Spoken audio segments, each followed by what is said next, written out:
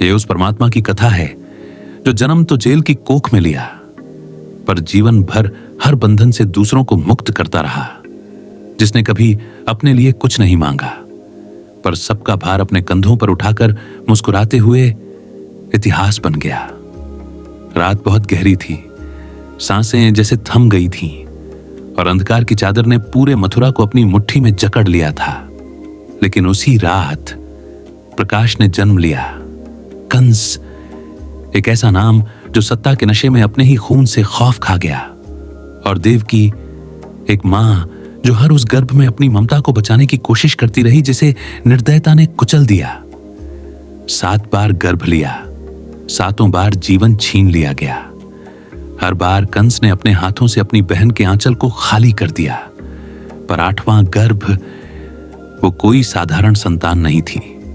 वो एक वचन का उत्तर था जो स्वयं विष्णु ने धरा पर लिया था। जेल की वो कोठरी जहां दीवारें तक रोती थीं, वहीं आधी रात में एक नील आभा ने जन्म लिया। न रोना, न चीख, बस एक गहरा मौन जिसमें सृष्टि की धड़कनें भी स्थिर हो गईं। भगवान ने जन्म नहीं लिया था, धरती ने उन्हें पुकारा था, और वे कृष्ण बनकर उतर आए। वसुदेव ने देखा, उस टोकरी में जो बच्चा था वो कोई साधारण शिशु नहीं था। उसके माथे पर शांति थी, आंखों में सृष्टि थी, और चेहरे पर वो मुस्कान जो मृत्यु को भी भ्रम में डाल दे। लेकिन पिता का धर्म पुकारता था, इस ईश्वर को बचाना होगा, और वसुदेव चल पड़े, एक नवजात को सिर पर उठाकर उफनती यमुना को पार करने। कभी लगता जैसे यमुना भी 2 फांकों में बंट गई हो, जैसे जल स्वयं मार्ग दे रहा हो। जाओ, इस बालक को जहां प्रेम मिले वहां पहुंचा दो। गोकुल, जहां नंद और यशोदा अपनी सूनी गोद में बस एक रुदन सुनने की प्रार्थना कर रहे थे, और जब उन्होंने कृष्ण को देखा, उनकी आंखों में न भगवान था न भविष्य, बस एक मां का चयन था और एक पिता की मुस्कान। यशोदा ने जब पहली बार कृष्ण को गोद में उठाया तो उन्हें यह नहीं लगा कि यह कोई देवता है, उन्हें लगा जैसे जीवन लौट आया है। और वहीं से शुरू होती है वो कथा जो भक्ति से नहीं बलिदान से लिखी गई है। कृष्ण के बाल्यकाल की कहानियां हमें अक्सर हंसाती हैं, माखन चोरी, राधा संग्रास, गोवर्धन उठाना, पर जो नहीं बताया जाता वो ये है कि इस सब के पीछे एक बालक का छिपा हुआ डर था। कभी सपने में कंस की परछाई दिखती थी, कभी आंखों के कोनों में देवकी की चीखें गूंजती थीं।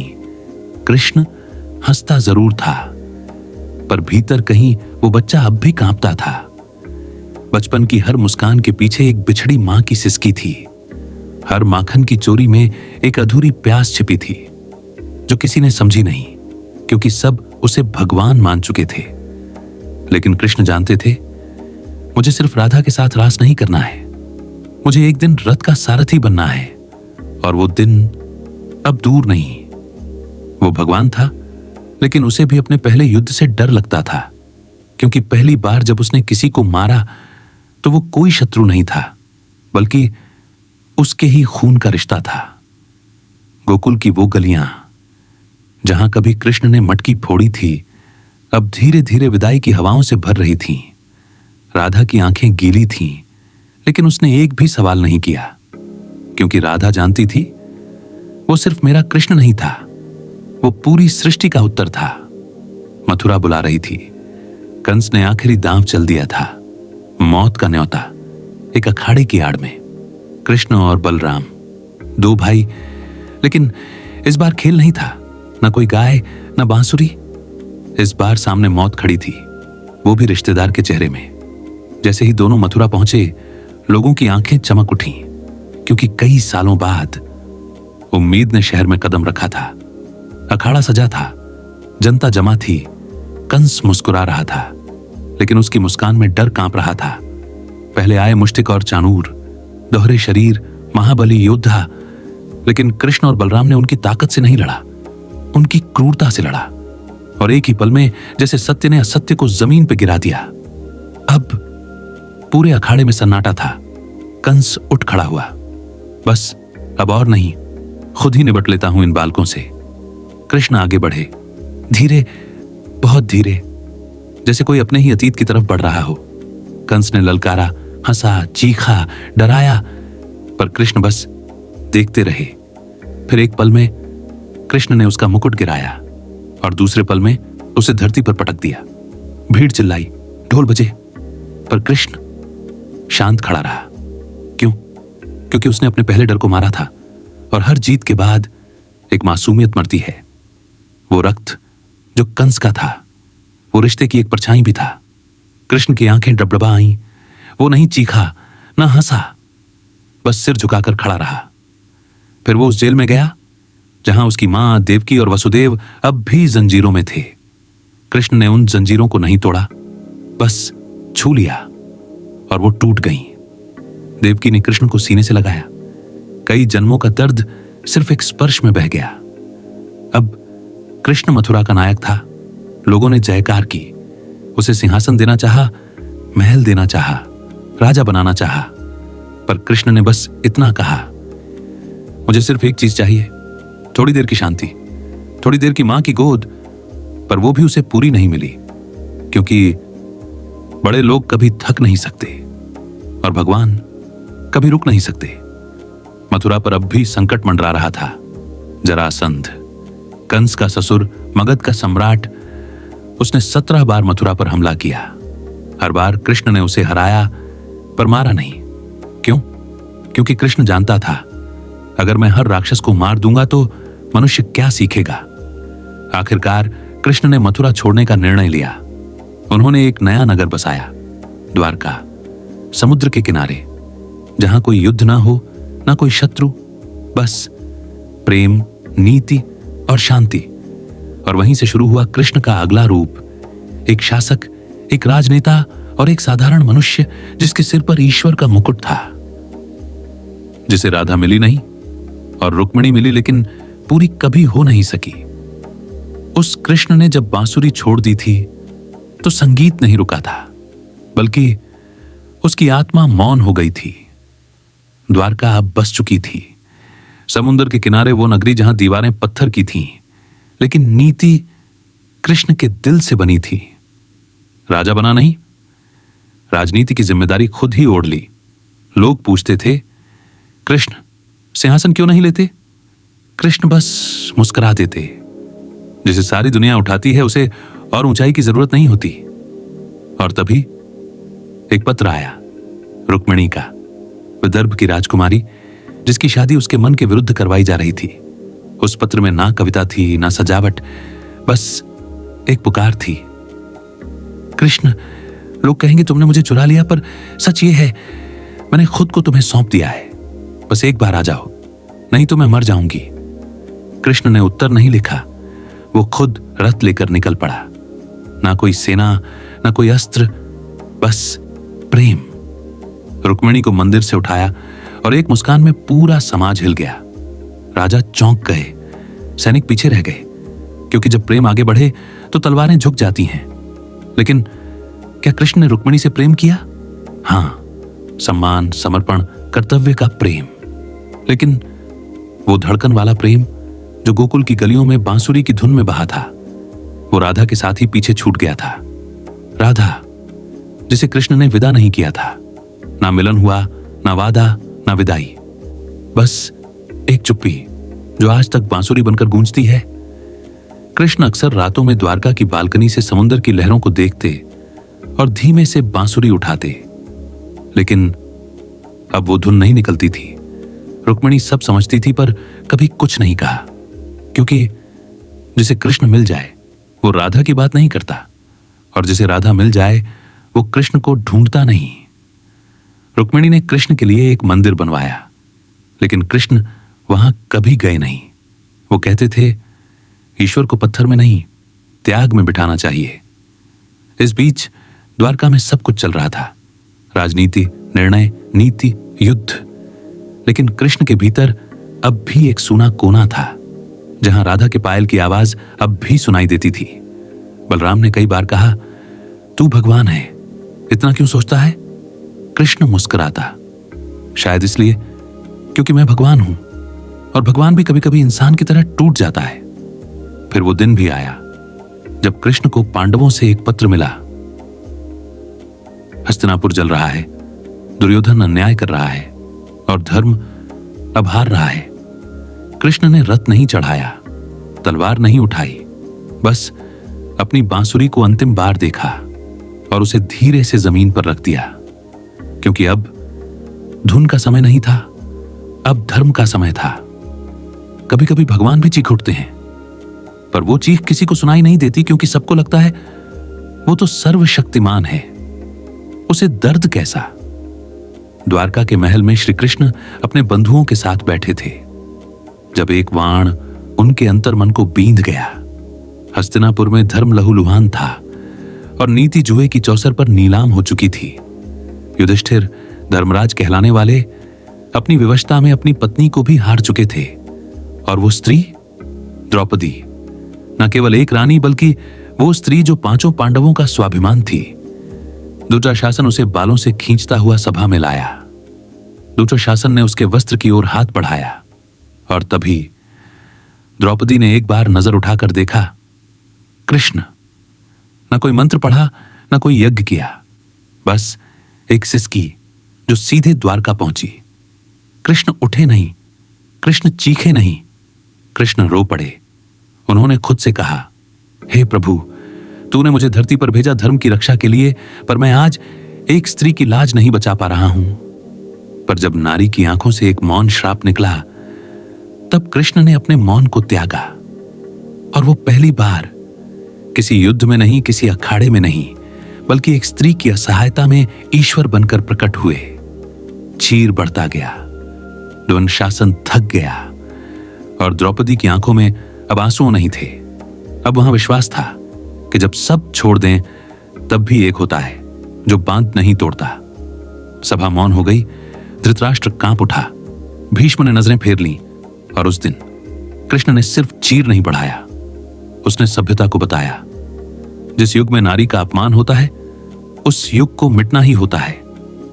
द्रौपदी बच गई, पर कृष्ण टूट गए। उस रात कृष्ण ने कोई उपदेश नहीं दिया, ना कोई नीति कही, बस अकेले में बांसुरी उठाई और देखा, अब उसमें कोई धुन नहीं बची। बलराम ने कहा, भाई तू भगवान है, फिर इतना टूटा क्यों? कृष्ण बोले, भगवान हूं इसलिए टूटता हूं, क्योंकि मैं जानता हूं कि इस बार युद्ध मनुष्यों का नहीं, मेरी आत्मा का होगा। और यहीं से शुरू होती है वो यात्रा जिसे दुनिया महाभारत कहती है। पर कृष्ण जानते थे, ये सिर्फ एक युद्ध नहीं, ये मेरी अग्नि परीक्षा है। जब अर्जुन ने धनुष गिरा दिया था, तब सिर्फ युद्ध नहीं रुका था, बल्कि पूरी सभ्यता की सांस अटक गई थी। और तब कृष्ण ने पहली बार भगवान की तरह नहीं, बल्कि जीवात्मा की तरह बात की थी। कुरुक्षेत्र, वो भूमि जहां मिट्टी में सिर्फ धूल नहीं थी, बल्कि युगों की प्रतीक्षा थी। सेनाएं आमने सामने थीं।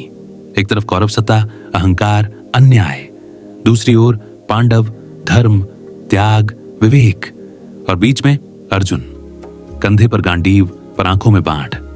अर्जुन ने देखा, दादा भीष्म सामने हैं, गुरु द्रोण, भाई चचेरे, मामा, मित्र, मैं किसे मारूं? वो कांप गया, धनुष जमीन पर गिरा दिया और कृष्ण की ओर देखा। मुझे कुछ समझ नहीं आ रहा सखा, मुझे ये युद्ध नहीं चाहिए। सारा रणक्षेत्र सन्नाटे में डूब गया। एक तरफ युद्ध की पुकार, दूसरी ओर योद्धा की चुप्पी। कृष्ण धीरे से रथ से उतरे और बोले, अर्जुन, क्या तुम जानते हो तुम्हारा मोह कितनों की आस्था को डगमगा रहा है? तुम जिसे मारने से डर रहे हो, वो पहले ही अपने कर्मों से मर चुके हैं। तुम सोचते हो तुम युद्ध कर रहे हो? नहीं अर्जुन, मैं युद्ध कर रहा हूं तुम्हारे भीतर। और यहीं गीता का जन्म हुआ, ना किसी किताब से, ना किसी वेद से, बल्कि दो आत्माओं के बीच की बात से। कृष्ण बोले, जो हुआ वो अच्छा हुआ, जो हो रहा है वो भी अच्छा है, और जो होगा वो भी अच्छा ही होगा। तुम बस कर्म करो, फल की चिंता मत करो। जब धर्म डगमगाता है तो मैं आता हूं, हर युग में। अर्जुन की आंखों में आंसू थे, क्योंकि आज वो अपने भगवान को नहीं देख रहा था, वो अपनी आत्मा का उत्तर सुन रहा था। धनुष उठाया गया, हृदय से मोह टूटा और रण फिर से तैयार हुआ। लेकिन कृष्ण उस दिन से पहले कभी इतने थके नहीं थे। वो मुस्कुराए पर भीतर से कांप गए।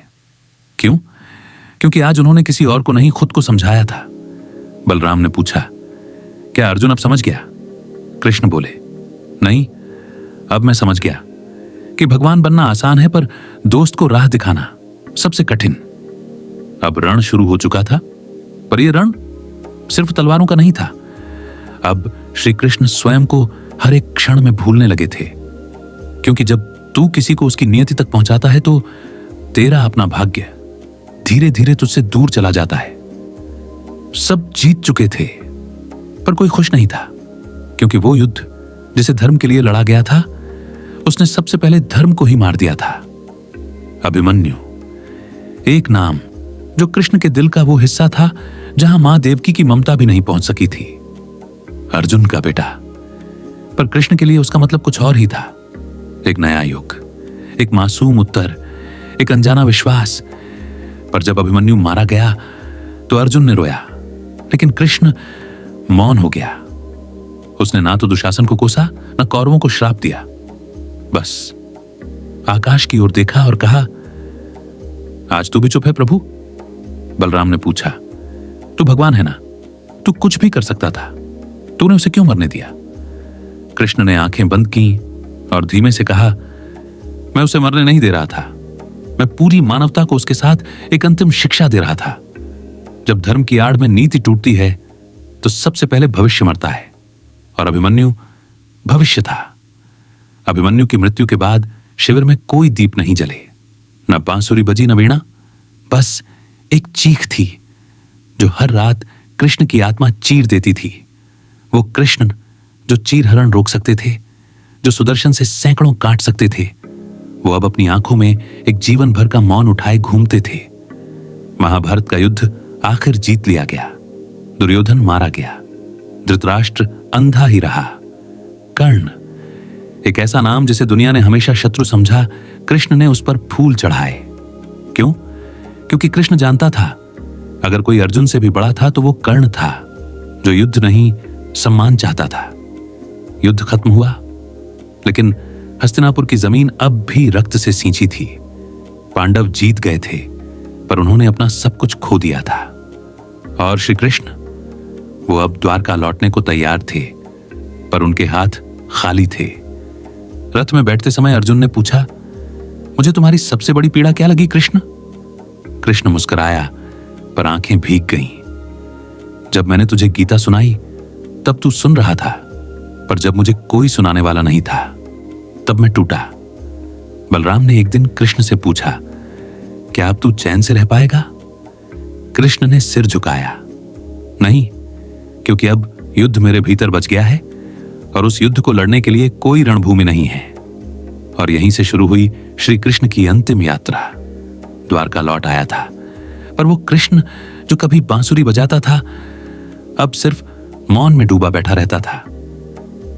जब भगवान जाता है तो धरती नहीं कांपती, ना आकाश फटता है, बस एक मौन फैल जाता है जिसे कोई सुन नहीं सकता, पर हर भक्त उसे आज तक महसूस करता है। द्वारका, वो नगरी जिसे श्री कृष्ण ने अपने हाथों से बसाया था, अब धीरे धीरे अपने ही भाग्य से भिड़ रही थी। यादव वंश जिसे श्री कृष्ण ने नीति से संवारा, अब अहंकार और मद में डूब चुका था। एक दिन एक साधु को मजाक में कपड़े में ढंग की ईंट दिखाकर उससे पूछा गया, बताइए ये गर्भ में कौन है? साधु ने मौन होकर कहा, एक लोहा है जो पूरे वंश का नाश करेगा। हंसी उड़ाई गई, मजाक बना, पर वो ईंट पीसकर समुद्र में फेंकी गई। उसकी राख समय के साथ उग आई, घास बनकर नुकीली जहरीली घास। कुछ वर्षों बाद यादव आपस में ही मदिरा पीकर उसी घास से लड़ पड़े और एक दूसरे का अंत कर दिया। बलराम जो जीवन भर साथ रहा, वो भी अब श्वेत समाधि में चला गया। और श्री कृष्ण, वो समंदर किनारे अकेले बैठा था, ना बांसुरी, ना मुकुट, ना सिंहासन, बस एक चादर ओढ़े, आंखें बंद किए, जैसे अपनी ही लीला को अंतिम बार देख रहा हो। और तभी एक शिकारी ने दूर से देखा, झाड़ियों में सोचकर कि कोई हिरण है, एक तीर छोड़ दिया। वो वो तीर कृष्ण के पैर में लगा, पैर जिसे लक्ष्मी ने धोया था, पैर जहां भक्तों ने माथा टेका था, पैर जिससे गीता का ज्ञान बहा था, आज वहीं से रक्त बह रहा था। शिकारी दौड़ा, माफी मांगी, कांप गया, रो पड़ा, पर कृष्ण ने बस मुस्कुराकर कहा, जो होना था वो हो गया, तू नहीं, समय चलाता है सब कुछ। फिर श्री कृष्ण ने अंतिम बार आकाश की ओर देखा और बोला, हे प्रभु, अब तू और मैं फिर से एक हो जाएं। धीरे धीरे उसका शरीर शांत हुआ, सांस रुकी, पर धरती नहीं कांपी, कोई शंख नहीं बजा, कोई घोष नहीं हुआ, बस एक मौन उतर आया। वो बांसुरी जो वर्षों से शांत थी, आज अचानक हल्की हवा में एक अधूरी धुन छोड़ गई। द्वारका डूब गई, समुद्र ने कृष्ण की नगरी को अपने भीतर समा लिया, लेकिन उस कृष्ण को जो सृष्टि में समा गया, उसे कोई लहर कभी मिटा नहीं पाई। वो गया नहीं था, बस हर दिल में थोड़ा थोड़ा बांट दिया गया था। श्री कृष्ण की एक कथा नहीं, ये आत्मगाथा थी। वो ईश्वर जो जन्मा, जिया, हंसा, लड़ा और फिर खुद से ही दूर चला गया।